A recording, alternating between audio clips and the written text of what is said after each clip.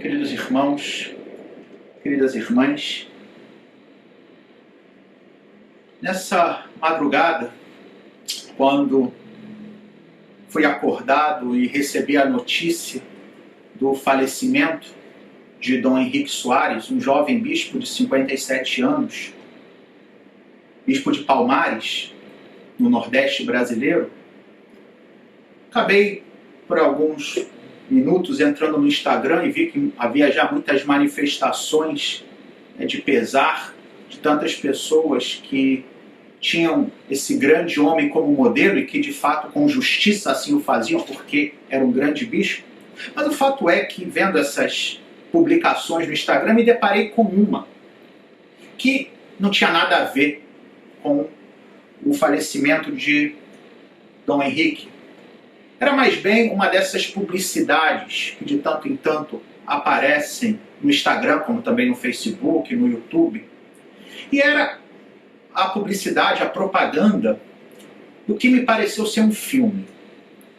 Um filme que, muito provavelmente, do pouco que eu consegui ali entender, até porque era de madrugada e não é que, enfim, eu estivesse no ápice da minha percepção, mas o fato é que se tratava de um filme muito provavelmente produzido por evangélicos. Mas não importa, porque a mensagem era muito bela e muito envolvente. Tratava-se de um grupo de jovens que se lançavam cheios de amor e coragem a anunciar o evangelho. Iam pelas ruas falando com as pessoas e, sobretudo, anunciavam essa mensagem de consolação e esperança, de que Jesus, de que Deus nos ama e que escuta as nossas orações. Claro, naquele trailer da propaganda desse filme, que eu não me lembro o nome, o fato é que muitas pessoas, ao escutar isso, se emocionavam, em saber que tem alguém que me escuta, alguém que me ama, porque, no final das contas, todos nós desejamos escutar isso. Todos nós necessitamos dessa mensagem de consolação. Naquele momento, pensei comigo, que pena que, às vezes, é muito mais fácil que vejamos esse ardor missionário nas comunidades não católicas, e nós, católicos, que cremos, que vivemos na plenitude da fé, que estamos como membros da verdadeira igreja, a única fundada por nosso Senhor Jesus Cristo, tantas vezes não temos esse mesmo ímpeto missionário. Eu mesmo, como padre, às vezes me sinto acovardado, confesso. Tantas vezes eu sinto que poderia ser um pouco mais corajoso na hora de evangelizar. Não digo aqui, e é bem verdade, que nós temos que não respeitar os demais e sermos impertinentes, de sermos pesados para as pessoas. Não é disso que eu estou falando. Eu digo dessa alegria de querer compartilhar a fé, que é um dom, e um dom que eu devo transmitir. E à luz disso, dessa verdade que me enche de alegria, e portanto eu devo compartilhar de que Deus é misericordioso, de que Deus me escuta, veio-me logo à mente o Salmo responsorial de hoje, o Salmo 85, que dizia o seguinte, vale a pena repetir: ó Senhor, vós sois bom e clemente, sois perdão para quem vos invoca. Escutai, ó Senhor, minha prece, o lamento da minha oração. E é isso. Saber que quando eu estou angustiado, quando eu estou necessitado, quando eu me sinto num momento de dificuldade, elevo a Deus as minhas orações, elevo a alguém que é superior a mim, um pedido de ajuda, ter a certeza de que Ele me escuta, de que Ele é bom, de que Ele é clemente, de que Ele perdoa porque é misericordioso, muito embora tantas vezes eu não mereça. Embora a minha vida, se fosse uma realidade que seria tratada por Deus simplesmente com a justiça, não mereceria da parte dele sequer que me escutasse, mas Ele é bom. Ele sabe que no fundo, apesar dos pesares, eu quero ser também bom. Também, a primeira leitura de hoje do livro da sabedoria ia por esse lado quando afirmava: não há além de ti outro Deus que cuide de todas as coisas. Saber de que Deus vela por todos os detalhes, por cada acontecimento, que nada daquilo que acontece na minha vida é indiferente ao saber de Deus. E que com a sua mão providente, com esse olhar que vai para toda a eternidade, faz com que eu continue caminhando. Eu só consigo enxergar o imediato, o aqui e agora, mas sei que alguém que enxerga desde o início dos tempos até o final dos tempos está sempre ao meu lado.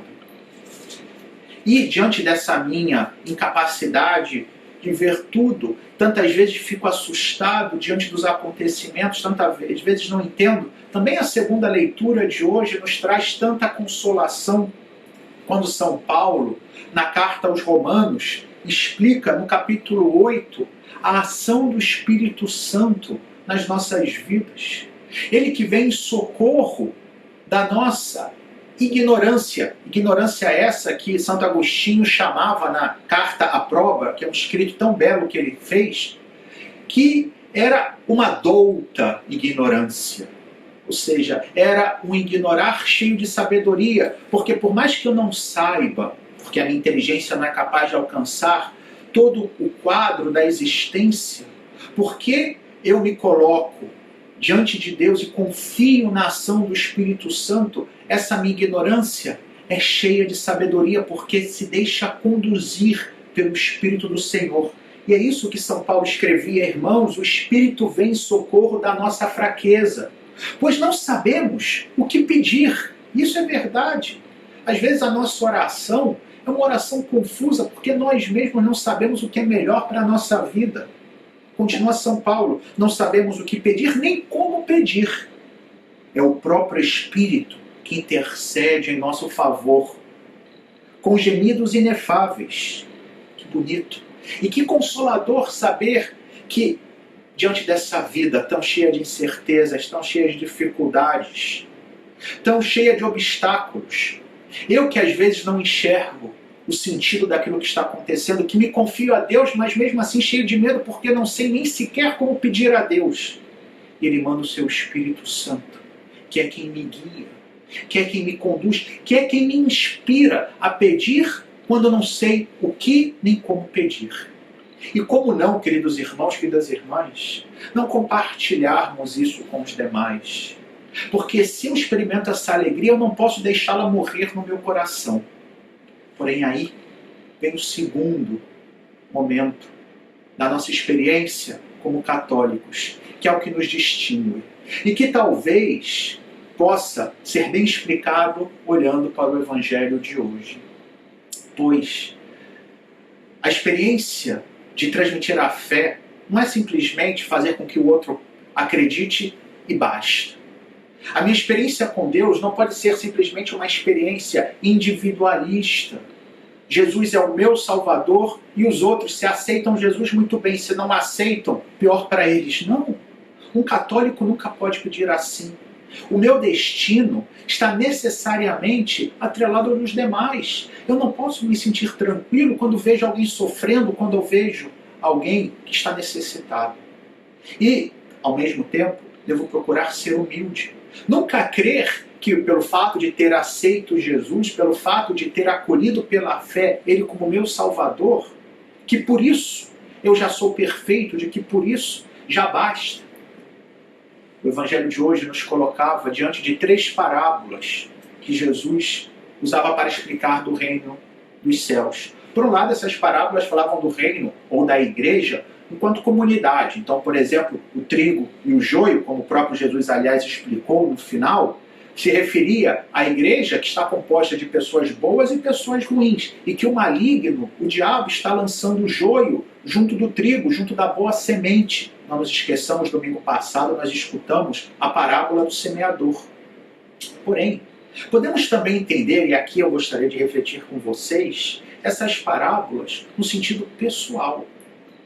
O campo, que pode ser o mundo, mas também o meu coração. O meu coração que recebe o dom da fé, essa alegria que eu falava antes de saber que Deus é um Pai misericordioso, de que Ele escuta as minhas orações, que manda o seu Espírito, que me ajuda diante até das minhas incertezas. E essa boa semente vai crescer nesse campo. Porém, vai crescer com o joio. E essa é uma realidade, queridos irmãos, queridas irmãs, que nós devemos compreender e acolher com humildade. Nessa vida, nós caminhamos entre luzes e trevas. A realidade humana é sempre uma realidade contraditória. É aquilo que o mesmo São Paulo, um pouco antes, na mesma carta aos Romanos, no capítulo 7, ia dizer: vejo uma lei no meu interior, tenho bem diante de mim, mas não me é sempre possível alcançá-lo. Faço o mal que não quero e deixo de fazer o bem que quero. Esse é o joio. E não adianta, queridos irmãos, queridas irmãs, querer arrancá-lo de uma vez, porque nós podemos arrancar até as coisas boas que Deus coloca na nossa vida. E às vezes é por isso. Vendo o mal no meu coração e no coração dos demais, eu me fixo tanto no mal que acabo me esquecendo do bem. Que acabo me esquecendo da bênção. Que acabo me esquecendo da graça. Quantas pessoas não perdem a fé fazendo a experiência do mal nas suas vidas ou ao redor de si mesmos? Fixam tanto no joio que se esquecem do trigo. E essa é a primeira lição de hoje. Na nossa vida de fé, sim, haverá joio, sim, haverá pecado, sim, haverá limites, meu e dos demais, mas há também trigo, há também bênção, há também virtude, há também graça, e essa é a mais importante e a que vai durar para toda a eternidade. Depois a segunda parábola, a parábola do grão de mostarda. Essa pequena, quase minúscula semente que se converte num grande arbusto, onde os pássaros vêm encontrar refúgio. Fala dessa realidade extraordinária de quando eu me abro para a fé, minha vida se transforma. Mas aqui atenção, que bonito, quando Jesus fala desses arbustos que se convertem em reparo para as aves. Isso nos lembra de que, aquilo que eu dizia antes, que a nossa fé deve me levar sempre a me preocupar com os outros. Os arbustos significam a minha preocupação com os demais. Não somente em querer evangelizá-los, também querendo evangelizá-los, também querendo compartilhar o dom da fé, mas ajudando em tudo, até nas coisas materiais, mesmo para aqueles que não vão compartilhar a minha fé, mesmo para aqueles que vão desprezar a minha fé. Que bonito nesse sentido pensar, por exemplo, na Terra Santa, onde há, por exemplo, na Palestina, uma maioria de muçulmanos, os cristãos, os católicos são pouquíssimos, porém a educação é oferecida a todos, sobretudo nas escolas católicas. E ali não se olha se você é muçulmano, se você é cristão, mas se oferece algo. É essa árvore que torna-se refúgio para todo tipo de pássaros. É isso que nós devemos fazer quando a nossa fé é uma fé fecunda. E por fim, a parábola do fermento na massa. E aqui, queridos irmãos, queridas irmãs, a nossa grande missão. A missão de cada um de vocês, sobretudo dos leigos, já falamos disso outro dia, a de ser fermento na massa da cultura. Nós nos lamentamos com tanta frequência de que o mundo está perdido, de que a cultura é um desastre, de que na televisão só tem porcaria. Porém, estamos nós assumindo a missão de sermos fermento? Estamos realmente querendo fazer a diferença, não de forma impositiva, não querendo criar uma espécie de teocracia, ou seja, que todos devam fazer aquilo que a igreja manda. Isso seria o ideal, mas na liberdade, não pode ser uma coisa imposta por lei. Quando nós somos fermento, nós vamos mudando as estruturas através do bom exemplo, através do amor. desse amor que deixa marcas. Estávamos falando da educação, pensemos no legado da igreja na cultura ocidental, os hospitais. Quem começou com os hospitais espalhados pelo mundo? Quem começou com as universidades, com as estruturas de ensino? Quem criou asilos, orfanatos, lugares para acolher aqueles que ninguém queria acolher? Essa é a realidade do fermento na massa. E eu e você somos chamados a fazer parte disso. Não é preciso que eu seja uma Madre Teresa de Calcutá. Não é preciso que eu seja um São Francisco de Assis. Sim, devo ser santo, mas segundo a minha realidade. E posso fazer muito na minha família, no meu trabalho, com os meus amigos, com aquelas pessoas que eu tenho diante de mim, ser fermento para elas. Queridos irmãos, queridas irmãs, que nós possamos compartilhar essa alegria. Sim, que queremos que todos possam experimentar a nossa fé. Mas não somente isso, que queremos a pessoa por completo, não somente a fé dela, mas que possamos querer o seu bem-estar. E queremos o bem do seu corpo, da sua alma, de tudo. E que não peçamos simplesmente a Deus que resolva os nossos problemas, mas que possamos, com fé, com alegria, pedir a Deus que nos dê forças para que façamos a diferença, para que não nos deixemos enganar pelo joio que encontramos no nosso coração, para que sejamos arbustos onde os pássaros encontram refúgio e, sobretudo, que sejamos fermento para que a massa do mundo, da nossa cultura, possa crescer e ser sempre melhor. Louvado seja nosso Senhor Jesus Cristo, para sempre seja louvado.